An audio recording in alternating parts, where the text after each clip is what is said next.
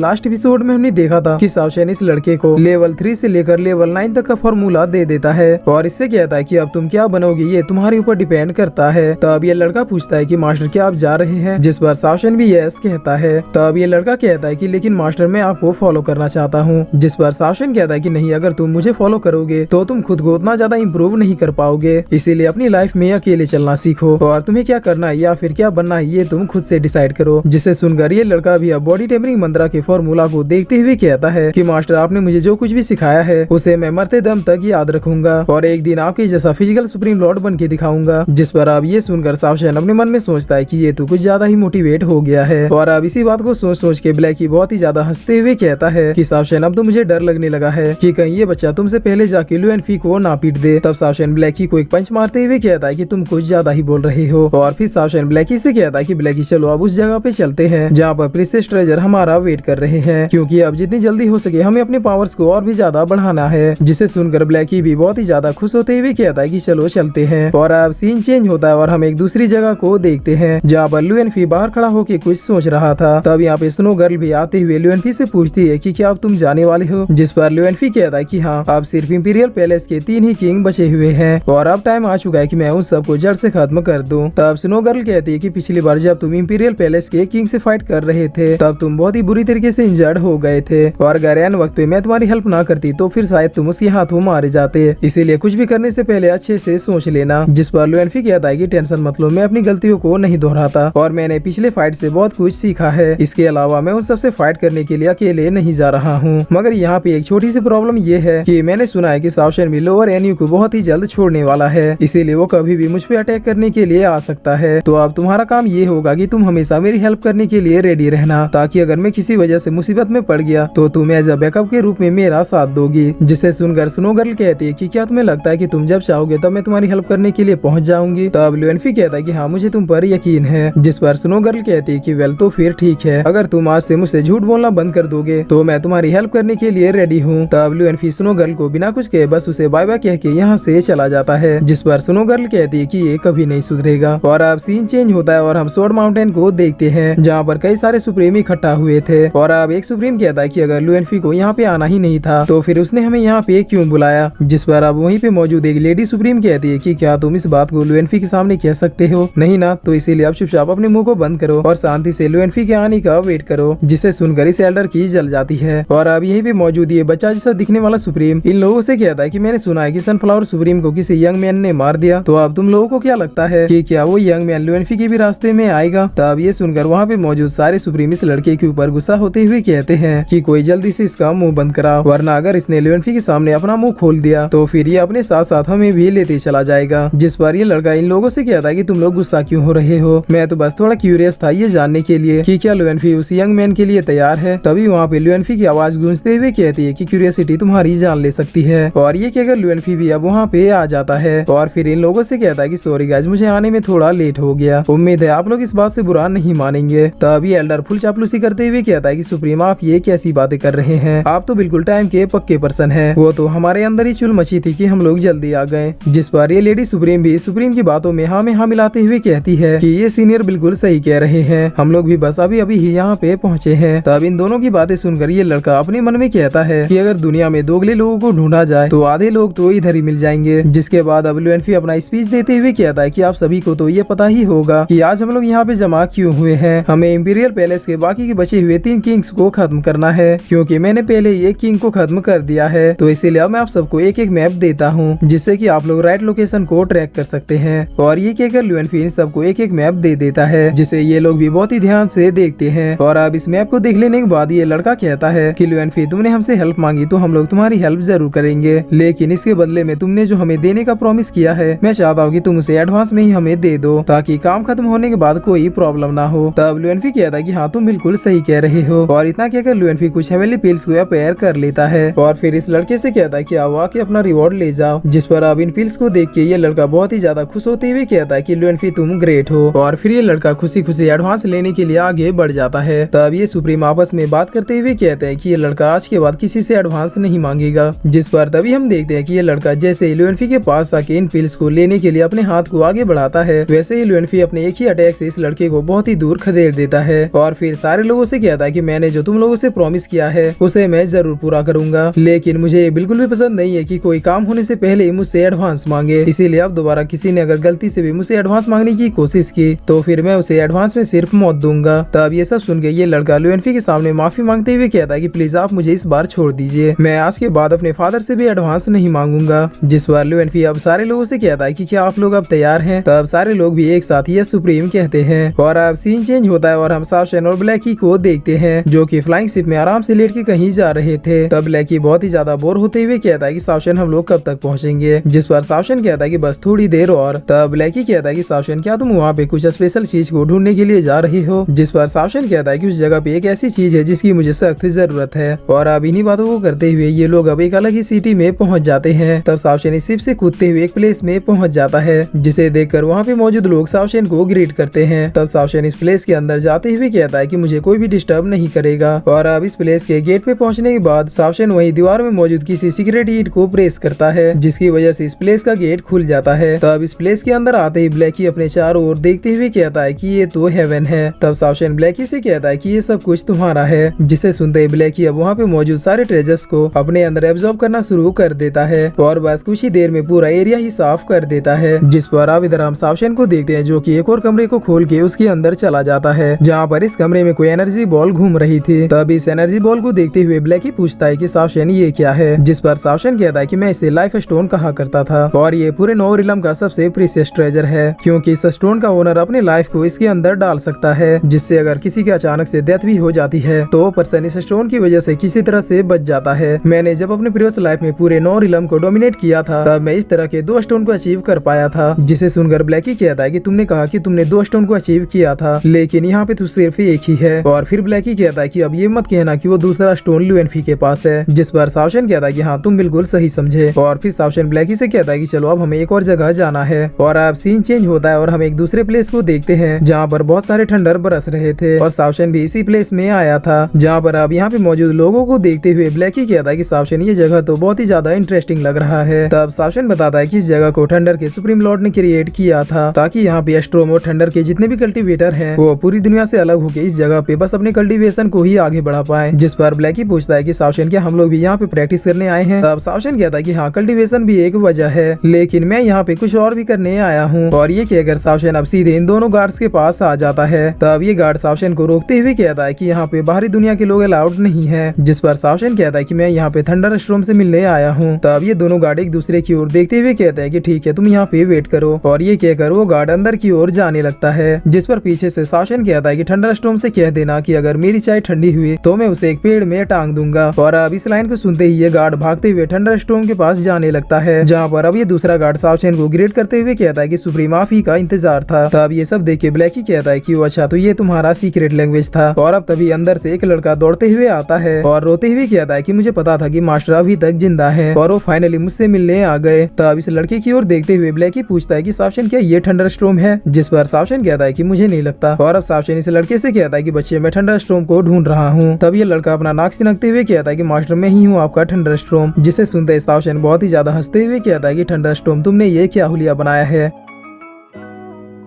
और फिर इसी के साथ ये एपिसोड यहीं पे खत्म होता है।